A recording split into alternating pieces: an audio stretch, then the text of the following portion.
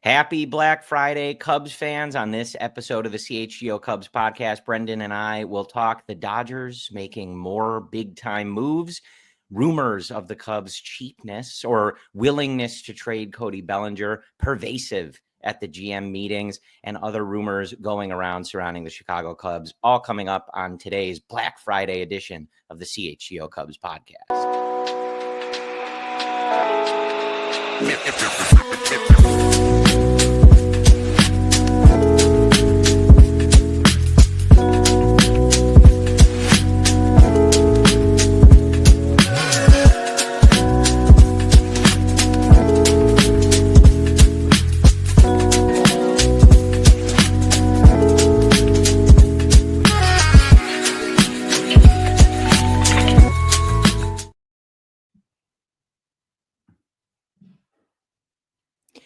This is the CHGO Cubs Podcast. My name is Corey. I am joined, as always, by Brendan. We are coming to you on this fine Black Friday. It is November 29th. And this, of course, Thursday was Thanksgiving. So our episode today, Brendan, is brought to you by the wonderful folks at Sunnyside Cannabis Dispensary. Visit sunnyside.shop for bright buys every day, including 50% off your first 3 online purchases.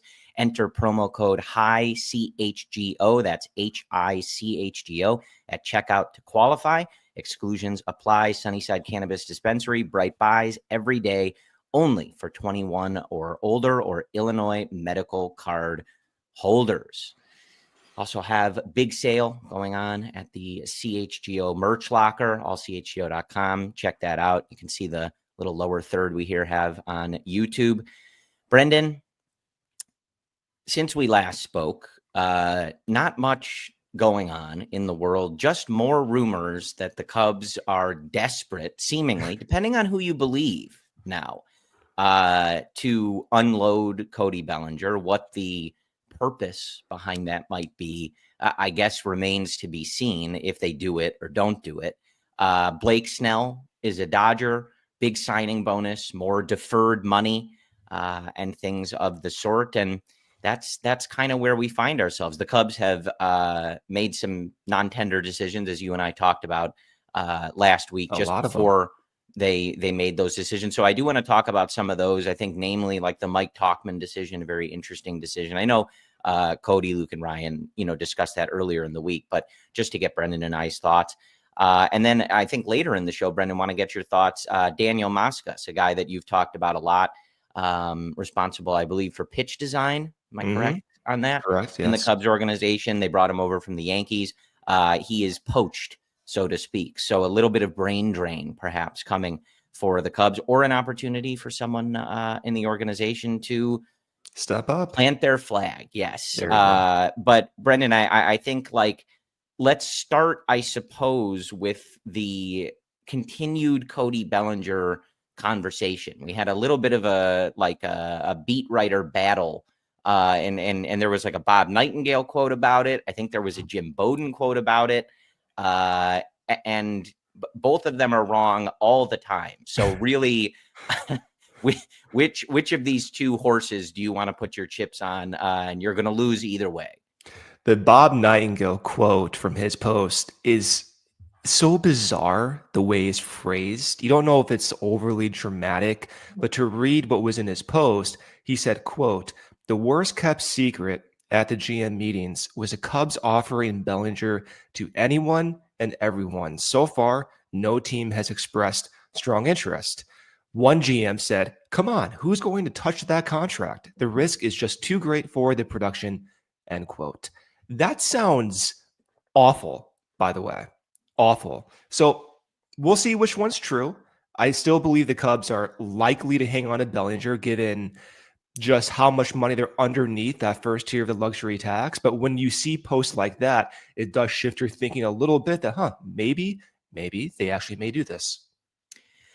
Yeah, look, I think you and I talked through it last week, kind of what the logic might be or feeling. I think it's, again, one of those things where I'd have to see what the vision is. You and I talked last week about how And I remember clarifying like that I didn't really want him to opt in, but at the same time, like I also don't want them to trade him just to save money. That's not, the whole point of him not opting in was under this belief that they might use that money to sign Max Fried or Corbin Burns or something like that. And maybe they could, but all of the rumors suggest they are not playing in that deep end of the free agent pool. They're not swimming with those sharks, so to speak. They're swimming with goldfish at Petco in the baby section. Yeah, I mean they were linked to names, I think more recently, like Nick Pivetta, like guys like that, rather than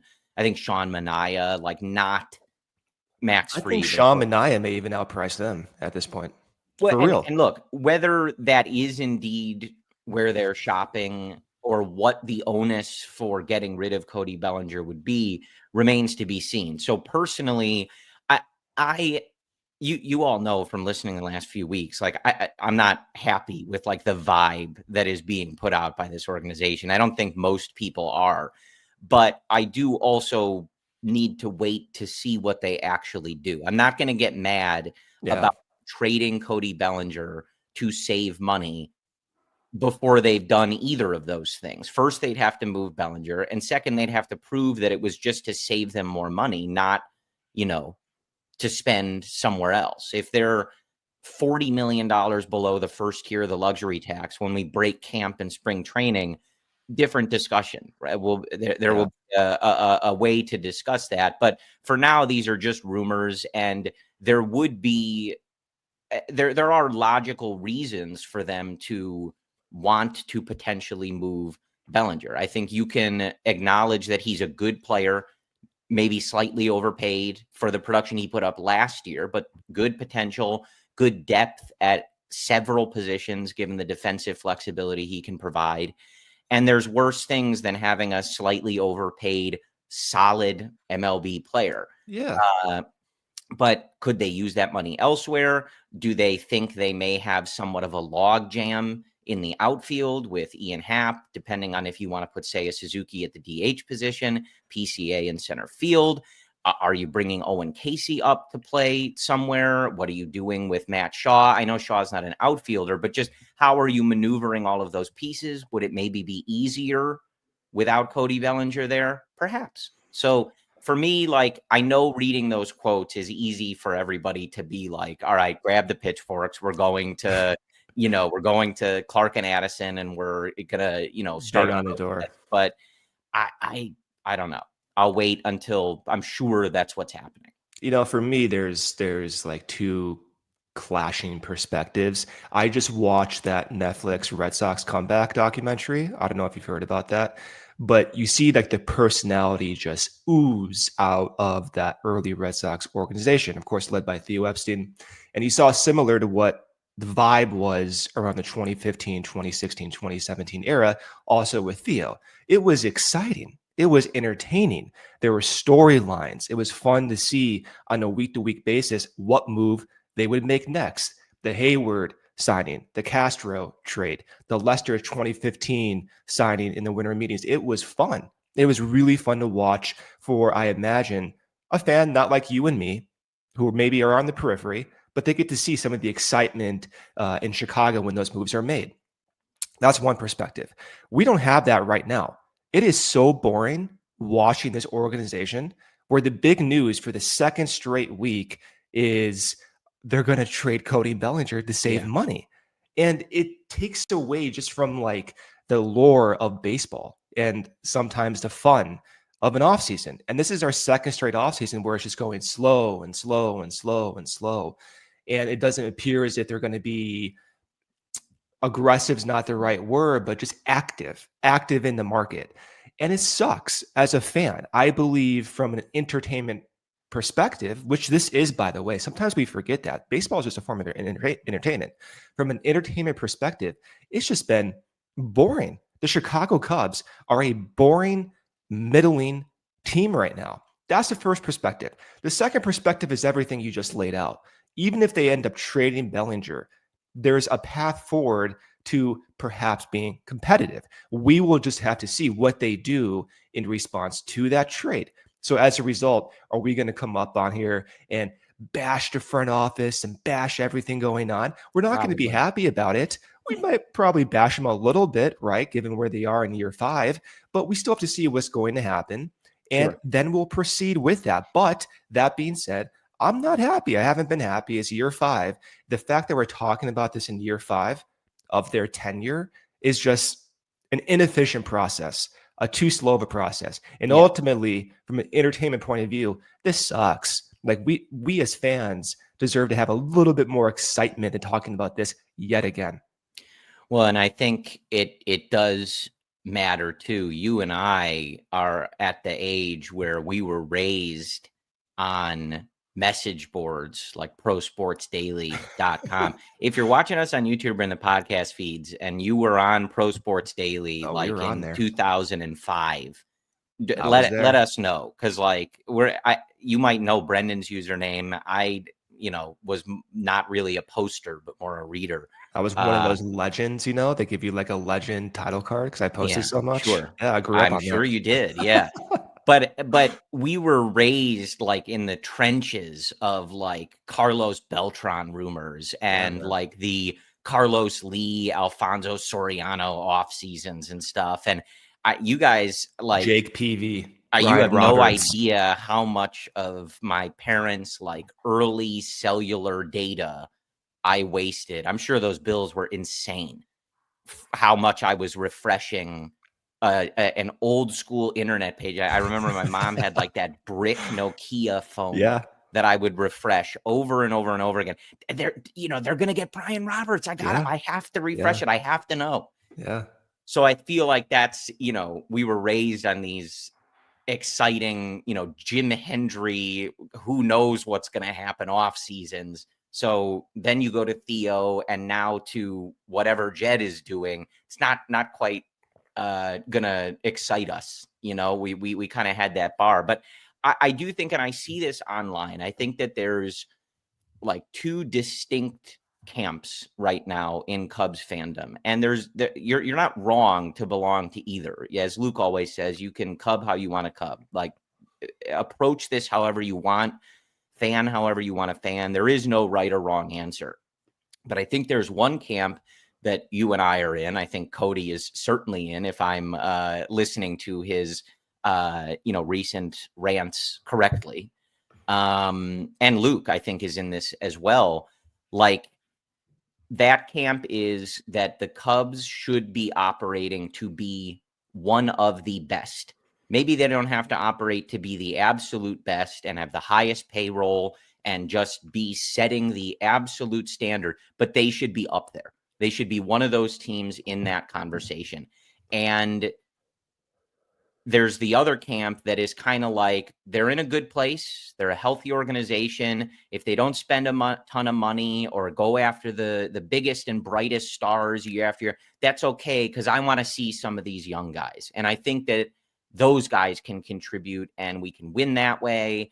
And signing free agents or, getting these superstar contracts doesn't always work out, et cetera, et cetera. But I'm still excited for the organization. Which camp you fall in is up to you. Like I said, there's not really a wrong answer. I am firmly in the first one.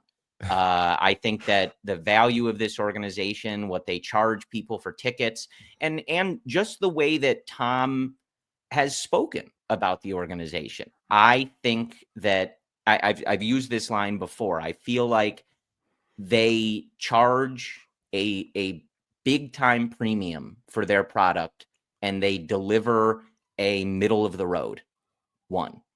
They charge for the premium car and they give you the used one off the lot. That's what they've been doing for the last few years. That's how I feel about this. I mean, the last 8 years, you can point back to 2018. Yeah, I feel okay holding them to that standard.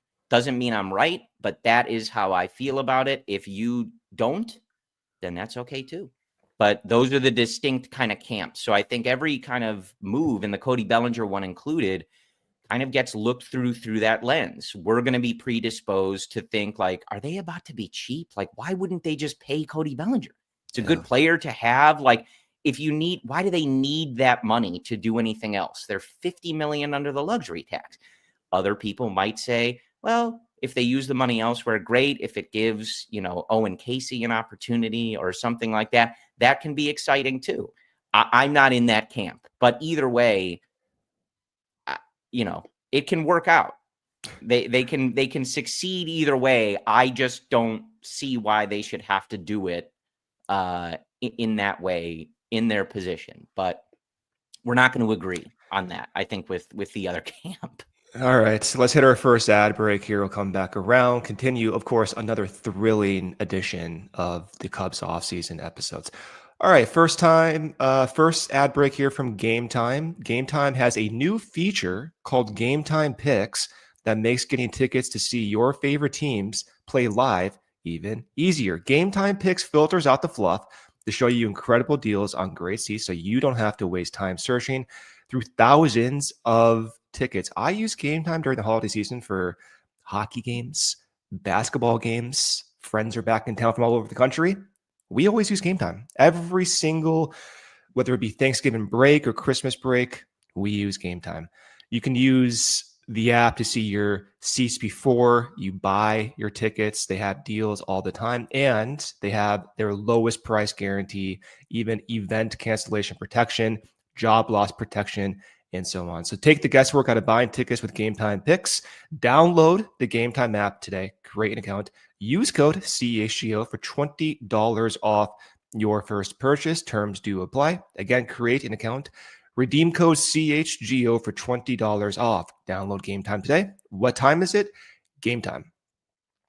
CDJR, the Black Friday sales event, is going on all month long at Ray Chrysler Dodge Jeep Ram. That means you can score huge Black Friday savings on your next vehicle the entire month of November.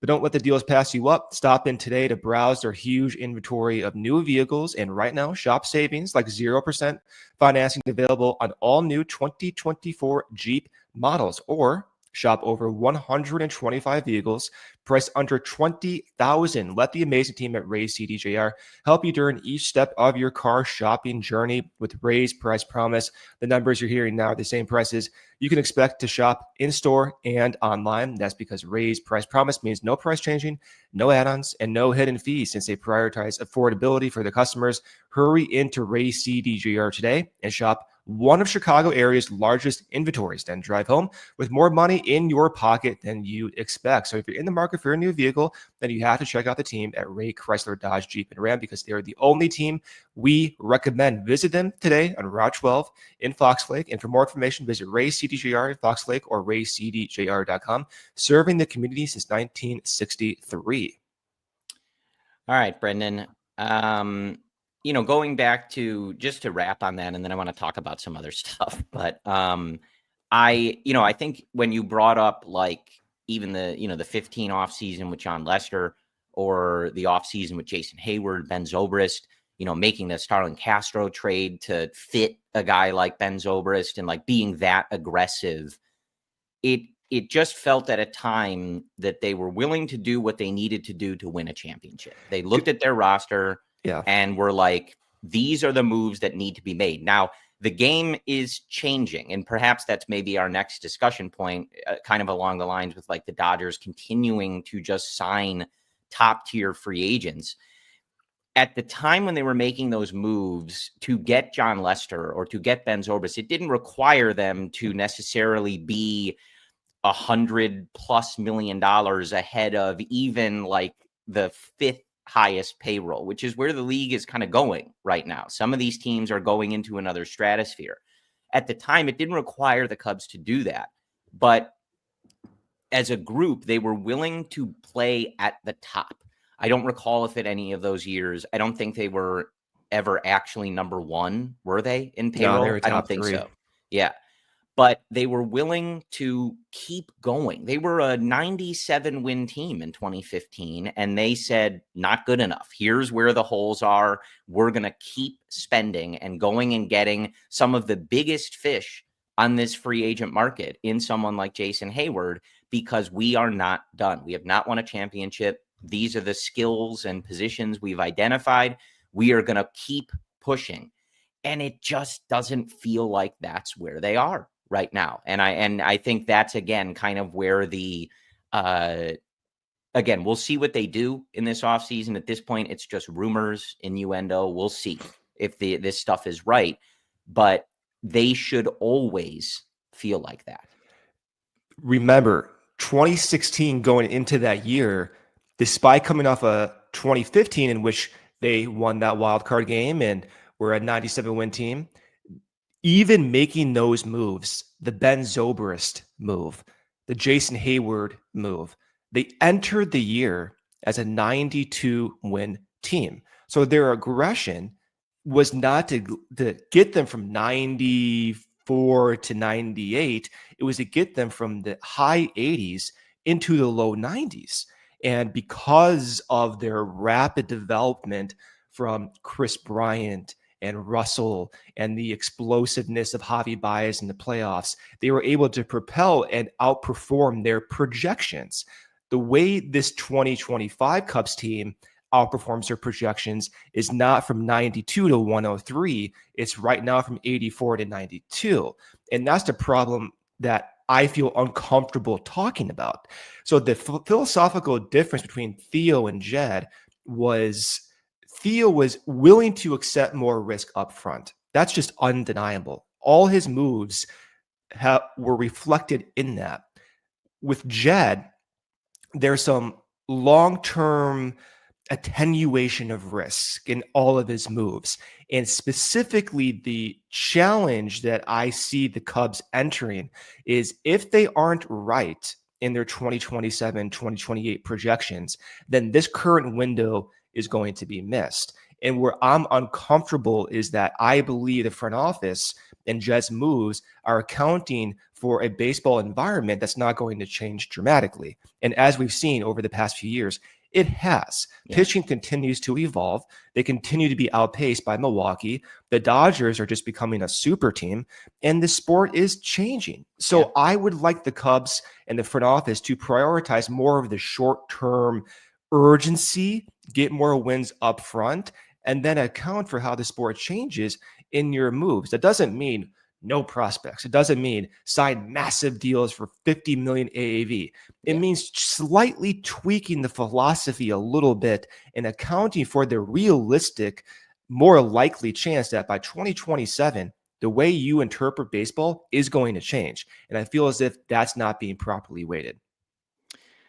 Yeah. Are you surprised that, this is kind of the way we're reading and like the rumors are the way that they are? And again, I want to reiterate, because I feel like, again, that's the standard I'm going to hold them to. I don't think they need to spend the same way as the Dodgers, but like when you're a $4.5 billion team with ticket prices that they charge, a full Wrigley Field from April to October, like I am going to hold them to the standard of operating as one of baseball's biggest and best teams. Anything less than that, I think, is unacceptable. If you don't agree with me, that's fine.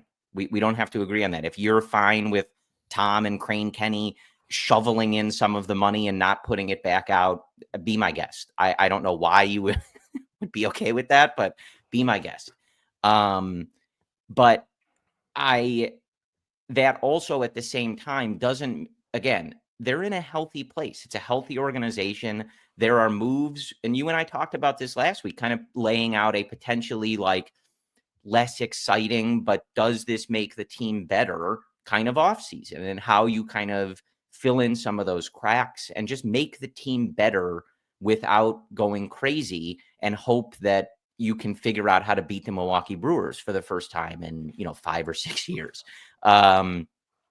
So I just want to make that sure that that's clear. But what I was going to ask you is, are you surprised that in a year where Jed is essentially a lame duck without a further contract and without that guarantee, and Tom has, basically kind of suggested that's not coming. Like when asked about that, he said Jed has a contract. So it's not something that it sounds like Tom is pushing him out the door, but he's also not guaranteeing him some extra runway. Are you surprised that we're not hearing maybe more aggressive rumors for the Cubs? Like, doesn't Jed Hoyer have to make the playoffs?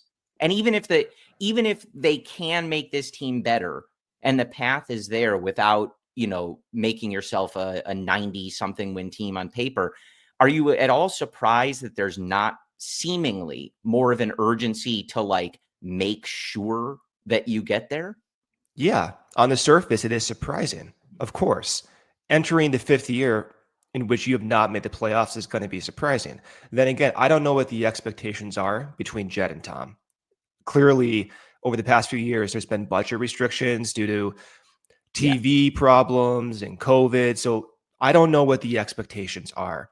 In addition, Theo entering 2016, that was a contract year as well. So even though Theo and his front office had so much success in 2015, they entered that offseason without a contract extension. They did it after they won the World Series, the 2016 Cubs, by the way. So I know. So I don't know if there's dialogue, expectations laid out in a pessimistic way. It could be Tom laying out expectations that don't include a high success 95 plus win season. I'm not sure. Then again, the biggest surprise for me is if they are intent on trading Bellinger, then the first tier of the tax drops from 50 million away down to 80 million. I don't see how the Cubs can spend 80 million this offseason on the free agent pool, especially with the rumors that they're not in on the high tier free agent starting pitching market. So that's where it's weird. That's where the surprise is for me. It's not that they're not aggressive, which I am surprised about, but the surprise to me is that they appear to be wanting to trade Bellinger to get 80 million below, but at the same time, they're not rumored to be active in the trade echelon that would mean they would spend that money. So I don't know what that means. Well, and it's worth pointing out too, again, I'm going to keep hammering this, like everything we're hearing is just rumors so far. And it is worth pointing out that at times we have seen Jed's front office operate somewhat silently. There have been any number of names over the last few years that there was not a clear rumor that this was happening. And then we get a report kind of right when it's near the finish line. Like, maybe I'm wrong at this point. It all sort of blends together. But like, I remember like Marcus Stroman being a good example of that. Like, they were rumored to be looking at pitching, but there was, if I remember correctly, not like strong definitive rumors that was something that was going to happen until it was like basically imminent. That accelerated due to the the lockout situation. Sure. So, but I just mean that there have been times where they've made moves that we were like, whoa, the Craig Counsell one being another, obviously that's a manager, not players, but there was no indication that they were going to move on from David Ross. There was no indication that they were one of the teams even interested in Craig Counsell. And then we all woke up to a tweet from Ken Rosenthal that the Cubs had a new manager and they fired David Ross. Yeah. So, excuse me, anything is possible. Let's see how this offseason goes. And as we kind of always say, we'll judge it when they're rolling out a team in spring training. But I would be lying to you if I said that, like, reading the way that writers are talking about this organization and just the general vibe around them, to me, feels pretty bleak. Even if they can put a good team on the field and be competitive, whatever, to the standard I'd like them to be at, reading all of this is like, rather pathetic. I'm not going to lie to you guys. It's like sometimes I read these quotes. I'm like, did I like fall asleep and become like a Minnesota Twins fan or something like that? And I just missed it. Like, what organization are they talking about right now? I'll take the Twins, man. They're paying Carlos Correa more than any other AAV guy in the current Cubs team. All right, let's take our second. I'd rather have Dansby Swanson, but that's a separate issue. That's true. Let's take our second ad break here. We'll come back around. We'll continue talking. Shady Rays, get ready for the season ahead with quality shades built to last. Our friends at Shady Rays have you covered with premium polarized shades that won't break the bank. Shady Rays is an independent sunglass company offering a world-class product rated 5 stars by over 300,000 people. Their shades have durable frames, a crystal clear optics, and make them the perfect choice for all outdoor adventures. Plus, if your shades ever go missing, take an unexpected hit, Don't sweat it. They have the most insane protection in all of eyewear. Every pair is backed by the lost or broken replacement. If you don't love your shades, exchange them for a new pair or return worry-free within 30 days. There's no risk when you shop. Their team always has your back with personal and fast support. I get compliments with my Shady Rays. I have a light brown version of Shady Rays, a lot of colors to fit your style. And exclusively for our listeners, Shady Rays is giving out their best deal of the season. Head to shadyrays.com. Use code CHGO for 35% off polarized sunglasses. Try for yourself. The shades rated 5 stars by over 300,000 people. Saturday Neon, started by 2 college friends. Saturday Neon makes officially licensed collegiate logo LED neon signs that are perfect for your home, office, dorm room, fan cave, or bar. Check out their new Essentials collection featuring almost 50 of the biggest schools across the country and counting for only $75. There's no way to represent your favorite Big Ten team. Unlike traditional neon, these LED signs won't break or shatter, but still give you that classic uniform glow that you know and love. LEDs last up to 100,000 hours, so you'll be enjoying your sign for years to come. They're super easy to install. Super easy to install by providing hardware over 3M command strips. They're low voltage. They're the perfect gift for the upcoming holiday season. And CHGO has used Saturday Neon to get our studio signs, and they look great. So use code CHGO for 10% off your order at SaturdayNeon.com. All right, Brendan, I did want to ask you about some of those non-tender or tender decisions that the Cubs made. I think we don't have to belabor it, but I am glad that Nick Madrigal is gone. I tuned in to our boys, Luke, Cody, and Ryan, and I think Jared was on with them too.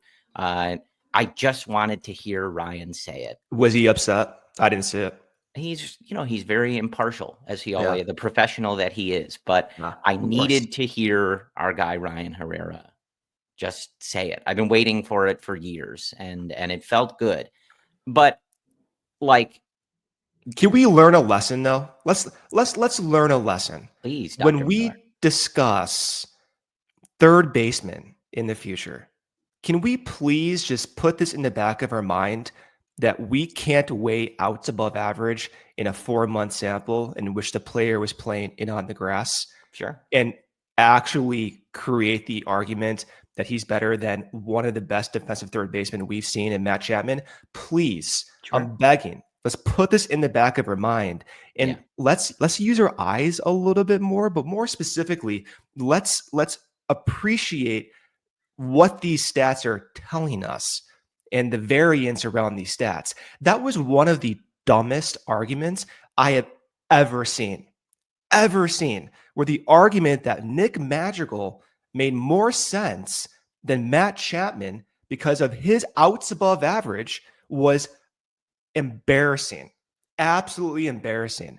And now Nick Madrigal is DFA'd after a year in which Matt Chapman was a 6 WAR player with an extended contract. Let's learn from this. I understand it. I get the cost, but let's learn from this going forward. I think, to be honest with you, that third base situation is a very good discussion point and learning point. If you're not going to plug your holes with the biggest stars, it's very easy to look at any situation and just say, oh, well, the Cubs need slug in their lineup. Just sign Juan Soto. It solves the problem. Well, yeah, because of course it does. Yeah. But if they're not going to do that, a situation like their third base problem, let's call it, last year is something that can't happen. You cannot be that wrong, especially on a premium, a position that a lot of teams fill with very good players, very good hitters. Some of the best hitters in their lineup routinely come from the third base position. You can't get stuff like that wrong. If you're not just going to go out and plug it with Matt Chapman, a guy who, an all-star, a guy who's put up some really big seasons, you cannot go into a season with a guy who cannot hit the ball to the warning track and who is sprinting across the diamond to make basic plays, and a guy in Christopher Morel who you're throwing out there. You didn't prioritize learning the position and stuff like that, and who was a gamble at the plate. Now, if we're talking about Madrigal, we're talking about Chapman. Hey, I'll eat the crow. I always say, I'll eat the crow. Dead wrong about Christopher Morel. We'll see. He's young. Like, let's see if he continues to develop. But I believed he would continue to hit at a certain level. I did say as long as he didn't go back to his bad habits that would lead to the K rate to spike, which he did, and it did. But I was a believer. It didn't happen. But for an organization, if you're going to make those calls at a position like third base or even first base, you have to be right. They were wrong on two guys. Nick Madrigal can't stay on the field. He can't hit. And his defense wasn't rating well last year for whatever it rated. Above average of -5. It was one of the for whatever worst it rated in baseman. 2023. It did not rate well in 2024. No. And then Morel didn't hit, and he at times was basically unplayable defensively at third base. So if you're not going to go after the Juan Sotos and the Shohei Ohtanis and the, trade for Mookie Betts type guys, you can't be wrong about stuff like that. And it's not to say that, hey, if they give a position now to someone like Matt Shaw and he struggles for whatever reason at the MLB level or doesn't continue on the trajectory that he's on, that's going to happen with prospects. But the third base issue for the Cubs last year is such a specific one because neither of those guys were third basemen and neither of them were top prospects. If Matt Shaw doesn't pan out, it happens. Like everything about that scouting, the drafting, his development in the minors, the process has been good. Sometimes it just doesn't work. The process for the Cubs at third base last year was horrid. And that's not revisionist history. A lot of us were saying that at the time. You were banging the drum effusively for Matt Chapman. I was in the camp that I wasn't thrilled that that the only choice the Cubs had played themselves into was signing Matt Chapman because didn't employ a major league third baseman. That was our option. But I would have taken it over two guys that aren't major league third basemen. And so I do feel like even though this started as like hey, I'm glad they're not going to continue with Nick Madrigal, it does highlight if you're going to operate the way that it seems like the Cubs are operating, where you're one of, the top 10 teams in spending, but not in this new stratosphere that the Dodgers and maybe the Mets or Yankees or Padres are going to continue operating in. You have to have better process than the way the Cubs handled their third base position last year. And Madrigal is a good example too. Part of the reason we always ragged on that is what is the potential here? When you look at someone like, of course, Matt Shaw, but even like Owen Casey, or when they brought up someone like Alexander Canario, what's the highest percentile outcome? With someone like Canario, it's like, wow, this guy's raw power is crazy. Maybe he turns on a heater, gives you some like Jorge Soler level production for a consistent period, and you just got this big time slugger who just hits these mammoth home runs. What are you dreaming on with Nick Madrigal? That was one of the biggest problems. What is even the ceiling we're hoping for here? That he's what? Luis Arias? Come on, give me a break. When was that happening? Well, that was being compared due to the contact rate. Swear to God. So what I'm saying is if you're going to give guys that opportunity, it should be guys that have a crazy ceiling that you're like dreaming on. Not like if everything goes right, this guy's going to be a 700 OPS guy that hits 320. Like, okay. Yeah. All right. Yeah. But I mean, it's a reflection and a representation of their thinking process. Their thinking process was by signing Matt Chapman, it would restrict them financially, either at the deadline or in years to come, and would limit the flexibility if they don't give at-bats to Morel. And the counterpoint to what we're saying is, well, because Morel did have a brief period of success that led to trading Isaac Paredes and maybe filling up your third base hole at a cost-efficient rate. That is to push back to everything we're saying.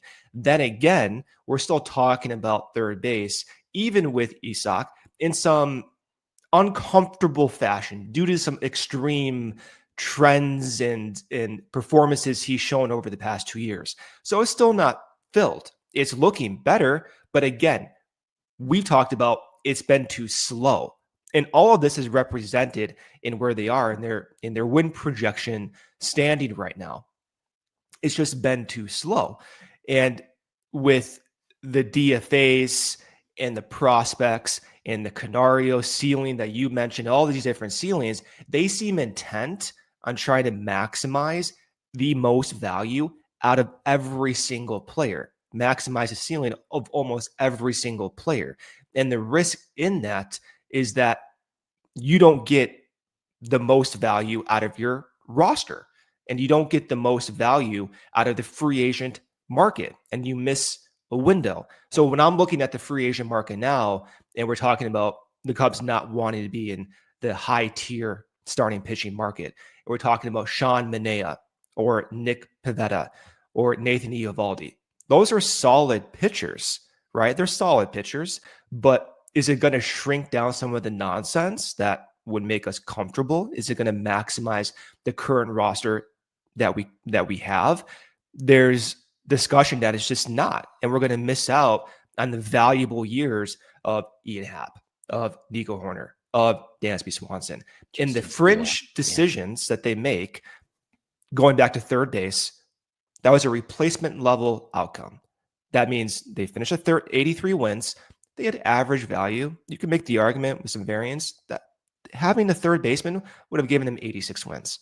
Likewise, if they had an average catcher for the entire year, that's another win or two right there. You can easily make the argument that if they had filled those holes with more confidence and just a little bit more money or not trying to squeeze out the most value of every single guy, they would have made the playoffs last year. But those are the fringe decisions, and they're intent on maximizing the value of every single person. Yeah. So before we hit our last ad break here, were you surprised that they let Mike Tauchman go? Oh yeah, I was, because they've been operating under cost efficiency for the past multiple years. And with Tauchman, he's one of those guys who has stable traits, walks a lot, doesn't strike out a lot. He was, in fact, even in their top three of their lineup for the majority of the first half before PCA was called up. So yeah, I am surprised as a solid fourth outfielder, like he fit the role perfectly. So for what likely would have been pretty cheap, and I think he's, if I'm not mistaken, he's 34. So, getting up there, how long can he continue that? The success he had with the Cubs was not really like anything else, I think, other than his 2019 season with the Yankees. So I can sort of see the, just feeling like, hey, let's, we got great production from him for a few years. Let's move on before we see that start to, spike in the other direction. It does suggest they're going to give more playing time to the AAA bats. Right. That's kind of what I was thinking. Yeah. It is interesting to square with the reports of trying to move Bellinger, because you might think that those two have like an opposite kind of competing lens. That's what I'm saying. Out and a guy that plays the outfield, I feel like Mike Tauchman is very good, like stable depth for you. I mean, this is a guy who was leading off for a bunch of games. And at times you and I and others discussed, like, I think they were, to your point, trying to squeeze too much out of him.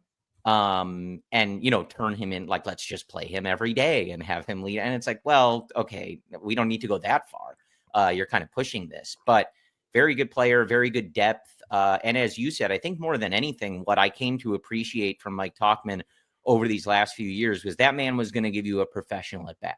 Oh, yeah. And, especially when, you have a team that's going to likely play some younger guys. And at times we've seen them just really struggle on offense situationally and just stringing hits together, et cetera. Tauchman always felt like a good guy. Like, this guy's going to see some pitches. He'll take a walk if the pitcher's going to give it to him. He's going to give you a professional at bat. Late in the game, new reliever comes in. Like, Tauchman is a guy you'd like up there. So I can see why they wouldn't want to have too many outfielders and, be bogged down in that regard. There's guys they want to give opportunities to, et cetera. But I was surprised to see that for likely what would have been pretty cheap, a guy that's given you really, really good production over the last few years. But similar to Patrick Wisdom, like I wish Mike all the best. He was a pleasure to have for a few years, a really nice find, and not, I don't know, a gamble, but just a really nice piece that, the Cubs front office managed to find and give some playing time to. And Mike returned that for them in spades. That was a very for sure productive move for this organization. So all the best to the kid from Palatine. There you go. Palatine, right? Yes, exactly. All right. So our last ad break here. Blue Moon. Some beers can say they're brewed for baseball. Only Blue Moon is brewed by baseball. Beer and baseball just go together, and there's no beer that goes better than the one that was literally born in a ballpark.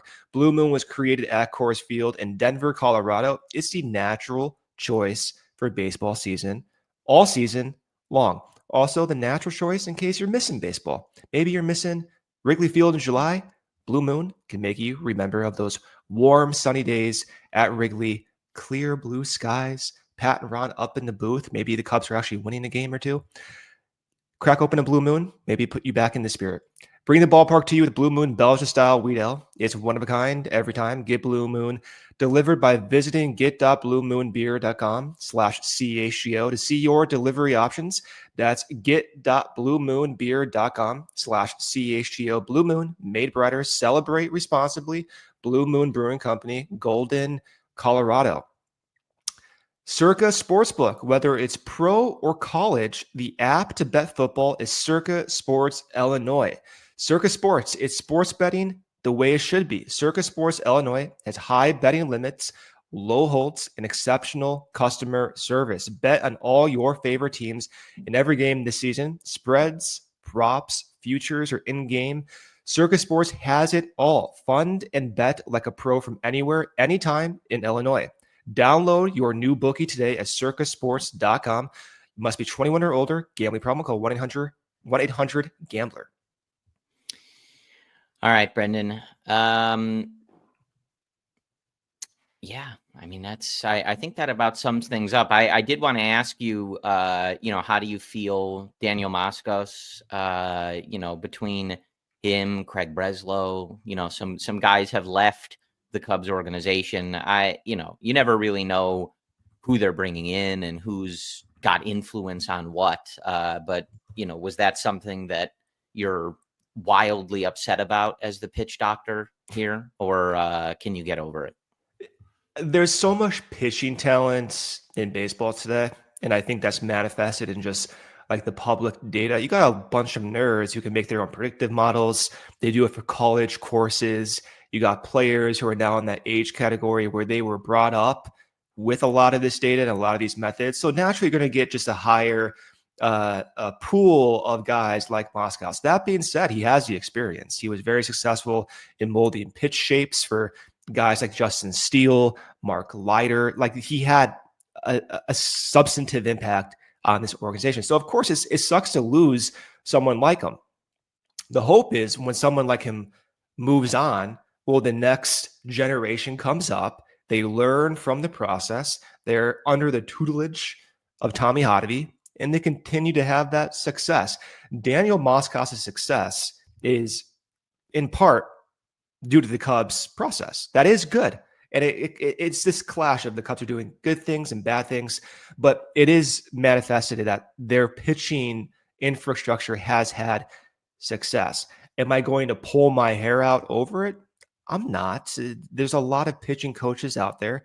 Am I saying the Cubs pitching infrastructure is the best? Now, by losing Moskos, they're screwed? No, they actually need a lot of improvement, and they're making hires across the sport to continue to push that forward. So I'm not losing hair over it. I wish Daniel the best, a lot of success, and we'll see what happens going forward. It's another opportunity, like losing Craig Breslow, to fill that void and give someone maybe a little bit younger with more inexperience a chance to push the sport forward.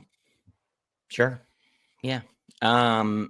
All right. Well, and I saw, I was doing some light scouting earlier this week. I saw some video of, maybe someone the Cubs could use. Do Yeah. you have that? Yeah, I do. You want to see it? Yeah. Yeah. So yeah, it's Tell us what we're looking at here. If you're listening on the podcast app, we're going to show a brief video it's on an the up and YouTube coming. feed Well, here. they've been talking about trading Nico Horner, and there's just like other free agent there. We'll play for the league minimum, by the way. So it also uses an A2000.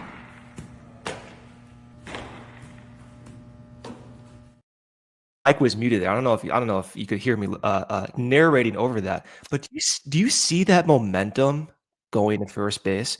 By the way, that was me. I don't know if you could tell. But I'm gonna play the video again. I want you to pay attention to the footwork and the momentum going to first base. Look at this.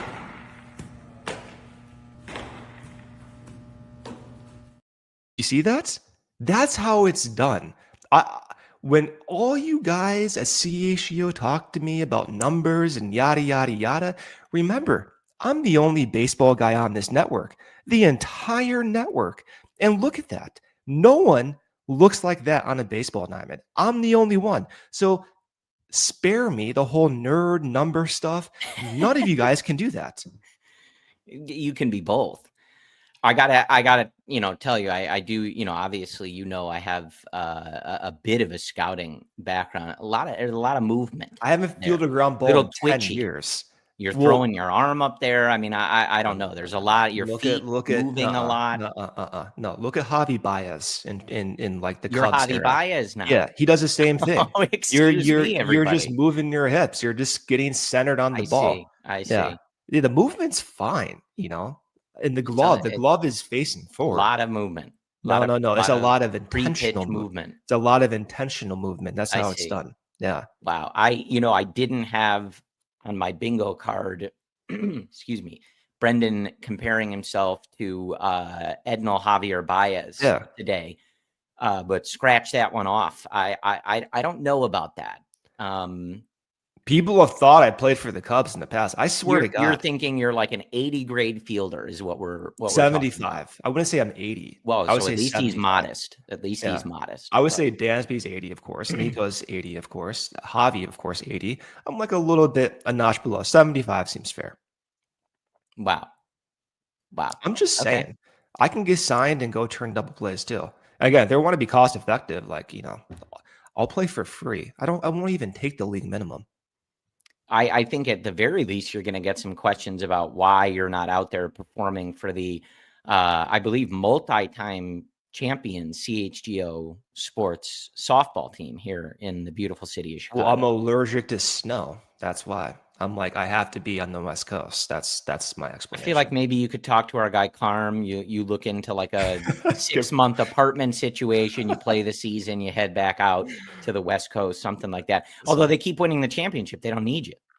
Well, there might be other moves. There could be other teams trying to spend money on like Shohei and those types of moves in softball league. They can fly me in for a weekend. Will you take deferred money? Are you open to deferred money? I got to talk to my agent about that. So I don't know. We'll see. Yeah, we'll see. Well, before we wrap up here, thinking about we didn't really talk about the Blake Snell thing. We talked about, the Dodgers spending and stuff like that. I remain very curious as to where the league kind of goes, because of course, as we've seen, a team being the highest payroll doesn't guarantee championships, but it's feeling very much like certain teams are content to just hoard all of these new free agents and guys coming over from Japan, international free agents, etc. And that gap between the haves and the have-nots is going to widen pretty significantly, I think, as we kind of look at this. Interesting to see what that does for the league. It's mitigated, I think, a little bit, Brendan, by the expanded playoff field, just because the more series, the more teams that get in there, it's not a system that is designed to always reward the best team. You can go win 120 games in the regular season and get bounced in a 5-game series pretty easily. But it is interesting to kind of watch what seems to be happening. A team wins the World Series. their payroll is exorbitant, and they follow in the next offseason by saying, yeah, no, we're going to keep the foot on the gas pedal here. I think it's taken some folks a little bit like, whoa, okay, like this is the direction things are going. Yeah, they've made so much money over the past year with Shohei winning the World Series. You see 5 years, 182, and the first reaction is, wow, that's a lot for Blake Snell. And then the second reaction is, well, they just made a ton of money. Care, yeah. Yeah, their dollar per WAR is very different than the Cubs' dollar per WAR at this point. It must be nice to have a TV deal that actually makes them money. Yeah, and it does reinforce, if you look at the Dodgers situation, which is unlike any other team, but them, like the Cubs, have a lot of top pitching prospects, many of whom just are recovering from significant injuries. Their form of accounting for that risk is, let's keep signing players. So Shohei, Glasnow, Snell, right? Glasnow, Shohei both had Tommy John. Yamamoto coming off missing significant time. Those are their top 4 guys. And their 5th guy is going to be from a flurry of young pitchers recovering. Maybe Bobby Miller, Dustin May, from that class, right? So ideally, I would love the Cubs to do the exact same thing in the future, but it's a good comparison where the team coming off their World Series, entering 2024, even having a ton of high stuff, plus stuff, guys. Yeah. Counter for that by spending with Shohei and Yamamoto and Glasnow like $1 billion on that rotation, because they believe, or they likely projected, some risk in those high stuff, younger, volatile arms. Yeah. I think, again, I don't expect the Cubs to operate exactly as the Dodgers do or spend exactly what they do. Yeah. Okay. But the Dodgers have a clear vision from their ownership and their front office that they want to win every year. And they're driven by profit and money just the same. But they are willing to take risks and go over the top to continually win and win and win and win. And they found a way to make profit off of that, which, like, duh. It's disappointing that the Cubs don't seem to share that same, like, killer instinct. That's what I'll say. If the Cubs don't want to spend $350 million a year, fine. But they clearly don't have that same, like, we are winning this division for a decade and we are not resting, whether we win a championship or not, until this team, like, they are not satisfied until they go 162-0, it seems, in a season. And I just wish I felt that way about the Cubs. Long off season to go. We'll see what Jed does. We'll see if he has that urgency, as he doesn't have a contract, and we'll see what all happens. For now, it's a lot of rumors. Will they trade Cody Bellinger? We'll see. What is the reason that they might do that? We'll see. It's easy to, freak out one way or the other. And I'm definitely not feeling great about everything. I'd be lying if I said that I was, but let's see what happens. There's a lot of ways for things to go. Does Jed have stuff up his sleeve? I don't know. Or are we going to be celebrating a Nick Pivetta signing and twisting ourselves to see how this team can win 85 games come March? We'll find out. They're good pitchers, by the way, not to like discount Eovaldi and Pivetta, but the contrast is, well, Corbin Burns, Max Fried, like those are the contrasts. Yeah. So there's ways for this team to improve upon their roster and be a better team than they were last year. And that can be good in a vacuum. Is it good enough for some of us? Are the rest of us patient enough for this retool to take 6 years for them to make the playoffs or win the division? I am not. But as I said, everybody can fan differently, and hopefully the Cubs figure out a way to win games. That's basically what we're all after. So as we head out here, want to remind you about our friends at Sunnyside Cannabis Dispensary. Use our code HICHGO, HICHGO, at checkout to qualify. Must be 21 or older or an Illinois medical card holder. Visit sunnyside.shop for bright buys. And then also do want to direct you to the CHGO Black Friday sale. Great deals, allcitynetwork.com, or you can visit allchgo.com. You can see our great merch if you're watching on YouTube there on the screen. Black Friday through Cyber Monday. So make sure to take advantage of those deals while you can. Brendan and I will be back with you next week. Cody, Luke, Ryan throughout the week. We will talk to you again soon. And as always, go Cubs. We all silly like the mayor.